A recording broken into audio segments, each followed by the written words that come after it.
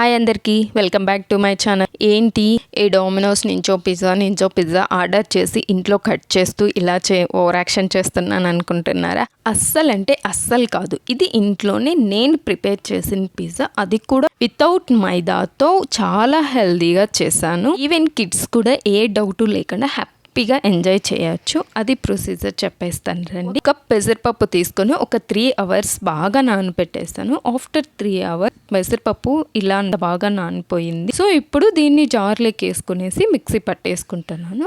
Mixie పట్టేసుకున్నప్పుడు ఎక్కువ water అనేది వేసుకోకూడదు. నార్మల్ మనం దోశ బ్యాటర్ ఎలా మిక్స్ పట్టుకుంటామో కొంచెం వాటర్ వేసుకొని అలా వేసుకున్నాక కన్సిస్టెన్సీ ఈ విధంగా ఉండాలి. దోశ వేసుకోవడానికి ఈజీగా ఉన్నట్లు. మళ్ళీ దాంట్లో తగినంత ఉప్పు, అలాగే baking soda half teaspoon కంటే తక్కువగా బేకింగ్ సోడా వేసుకునేసి కలిపేసి ఒక 10 minutes పక్కన పెట్టేయాలి. తర్వాత ఒక 10 minutes తర్వాత మళ్ళీ కలిపేసి స్టవ్ పైన ప్యాన్ పెట్టుకొని కొంచెం ఆయిల్ వేసుకొని అంతా స్ప్రెడ్ చేసుకోవాలి. టిష్యూ తీసుకొని నేను అంతా స్ప్రెడ్ చేసుకున్నాను. అలాగే చిన్న బటర్ పీస్ తీసేసి దాన్ని కూడా ప్యాన్ అంతా స్ప్రెడ్ చేసేసి ఇప్పుడు దోశ ఇందాక మిక్స్ చేసుకున్న దోశ బ్యాటర్ని వేసి అంత బాగా ఈవెన్గా పెనం అంతా స్ప్రెడ్ చేసేసి ఇప్పుడు లిడ్ క్లోజ్ చేసేసి ఈ ప్రాసెస్ అంతా ప్యాన్ వేడయి మనం బ్యాటర్ వేసినప్పటి నుంచి ఫ్లేమ్ అనేది సిమ్ లోనే ఉండాలి, హైలో ఉండకూడదు.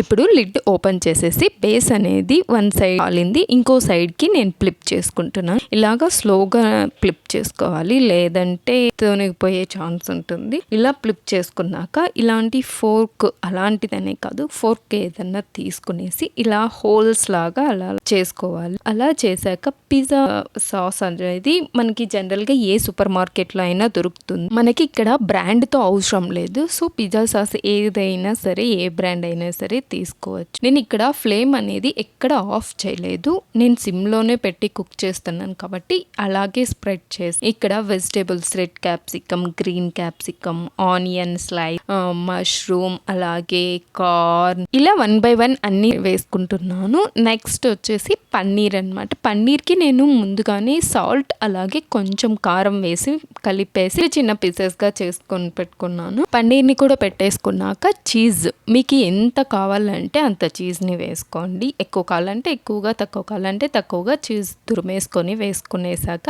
చిన్న చిల్లీ ఫ్లేక్స్ కూడా వేసేసి లిడ్ పెట్టి 10 to 15 minutes సిమ్లోనే బేక్ చేసుకోవాలి. ఆఫ్టర్ 12 minutes తర్వాత లిడ్ ఓపెన్ చేస్తే ఇలా ఉంది పిజ్జా అనేది. మనం సిమ్లోనే బేక్ చేసుకున్నాం కాబట్టి ఇక్కడ కొంచెం కూడా మాడలేదు. అలాగే మనం వేసుకున్న వెజిటేబుల్స్ అంతా నీట్గా కుక్ అయిపోయాయి. ఈ పిజ్జా టేస్ట్ బయట షాప్లో దొరికే పిజ్జా టేస్ట్కి 95% సేమ్గా ఉంది. 5% ఇంకా మనం ఇంట్లో హెల్దీగా చేసుకుంటాము, అది ఫ్రెష్గా చేసుకుంటాం కాబట్టి కొంచెం 5% అట్లో ఇట్లో అవుతుంది. బేస్ కూడా చాలా సాఫ్ట్గా, మందంగా లేకుండా సాఫ్ట్గా ఉంది. చూసారా, నేను ఇక్కడ పీసుకు పట్టుకోవడంలోనే మీకు తెలిసిపోతుంది ఎంత సాఫ్ట్గా ఉంది అనేది. సో ఇలాంటివి మరెన్నో వీడియోస్ కోసం నా ఛానల్ని లైక్ చేయండి, షేర్ చేయండి, కామెంట్ చేయండి, సబ్స్క్రైబ్ చేసుకోవడం మాత్రం మర్చిపోద్దండి.